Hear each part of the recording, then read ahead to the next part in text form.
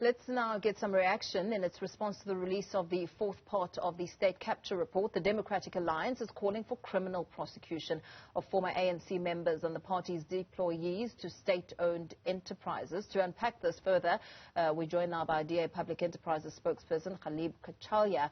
A very good evening to you. Thank you so much for your time. Let's talk about your reaction there and what you think should happen, since we now know that this fourth installment continues to name and shame several high-profile politicians and business people.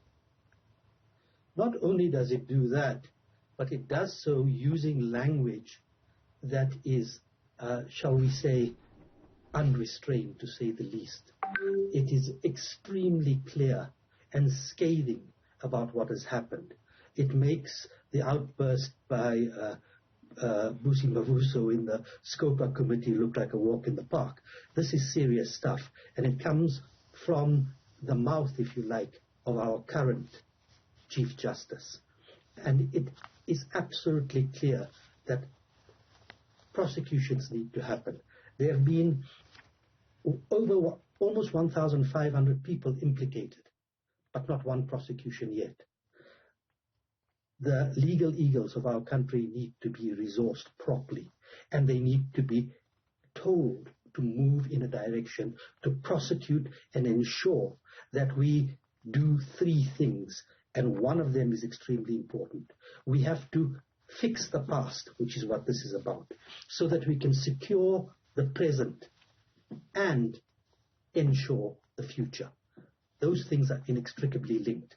And if we don't deal with this wholesale robbery, which has hobbled our country and which is in plain ink in Justice Zondo's writings and the Commission's report, then I don't know what we'll do. The role of the NPA in holding those implicated accountable is one that is extremely critical, as you make mention of accountability. And we know, as we spoke to the SIU says it's ready to go after those implicated following these recommendations. What's your take on the sort of muscle that's needed here in ensuring that people are placed behind bars? Well, I'm not a legal person, and they are best placed to know if they're ready. If they're ready, what's the delay in moving? We need to bring these issues before the courts. We need to understand that there will be every single Stalingrad measure placed in the way, as past President Jacob Zuma is currently doing in his own little cases. And these things have to be efficiently and properly brought with every inch of legal muscle that is available to us. And the cases have to be iron cast, they have to be properly researched, and they have to be brought before the courts with haste, but not indecent haste, with speed rather, so that we can get traction on this, so South Africans can see what is happening and what accountability is in place. Because accountability is key. If we don't hold these people accountable, what example are we setting to future generations, present generations? We're setting an example that people can get away with impunity for crimes that have, as I said, hobbled this country financially, and it will continue to do so. It's unacceptable. Everybody with half an ounce of decency will say so. It's time to act. As you make mention of the debacle around what happened with the Scopa chair and Busi Mavuso around Eskom, we know that part 4 of this report details quite extensively the Guptas minister who captured Eskom, speaking to former Minister of Public Enterprises Lynn Brown, along with former President Jacob Zuma, who were the key figures in enabling the capture of Eskom by the Gupta family, further crippling South Africa's biggest and most important public enterprise.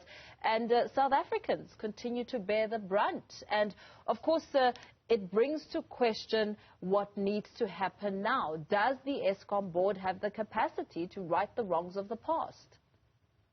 Well, the Eskom board has a role to play, which is governed by the way boards should operate. Basically, it attends to issues in the company and in terms of direction that the company should take. It has a responsibility to ensure that there is accountability in the company presently and in the past, because the company is a sum total of the present and the past. And as such, it must shoulder its responsibility. And for whatever one thinks, Busi Mavuso has made it clear that she wants to hold people accountable. Now, I'm not going to argue the merits of whether she should have done it in a particular forum such as SCOPA or not, but the message is one that resonates with all South Africans. Not only does that message resonate with South Africans, it is now bolstered in black and white, as I say, by this fourth report from the Zondo Commission, which is damning in every single area. Lynn Brown, Malusi Gigaba, Jacob Zuma, Anod Singh, Brian Molefe, Machelo Koko, these chaps have to be the SRs. These people have to be held to book. They sold this country down the river. The report also makes mention of Malusi Gigaba, as you speak of him. It says that more damage could have been done to National Treasury under Gigaba, than may have been done before, and also speaks to how National Treasury essentially escaped the tentacles of the Gupta family. And also making mention that Cyril Ramaphosa's election as ANC president saved South Africa. What do you make of those findings, especially also considering the testimony that we heard from the president last year? Well, and this in some way goes back to the tenor of what Busi Mavuso said or intended to say, is that we cannot escape accountability and just house it in the present and say, these are the people that you need to look at. Because there were people who were complicit in the past, complicit by omission and commission. They sat on boards, they sat in cabinet, they sat on institutions and boards that were set up by government. They sat in cabinet and deliberated. They passed these things. Some of them knew what was going on. A lot of them knew what was going on. If they didn't, they weren't doing their job. But they kept quiet. And that complicitness, as I say, by omission and commission, must also be held to account. Because you cannot continue in that fashion, especially if many of those people are still running our country today.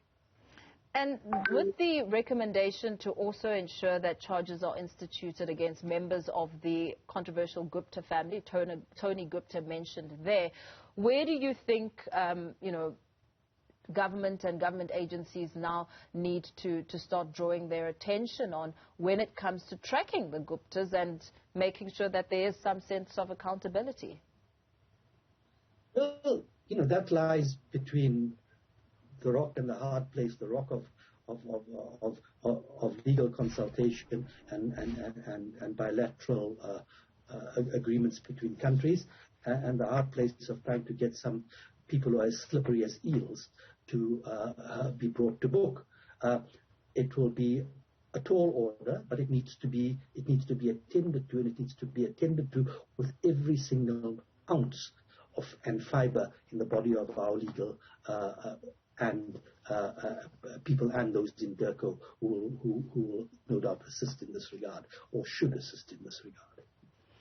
The Free State also came under the spotlight in Part 4 of the State Capture Report, and it speaks to the dismal failure of that 1 billion rand housing project.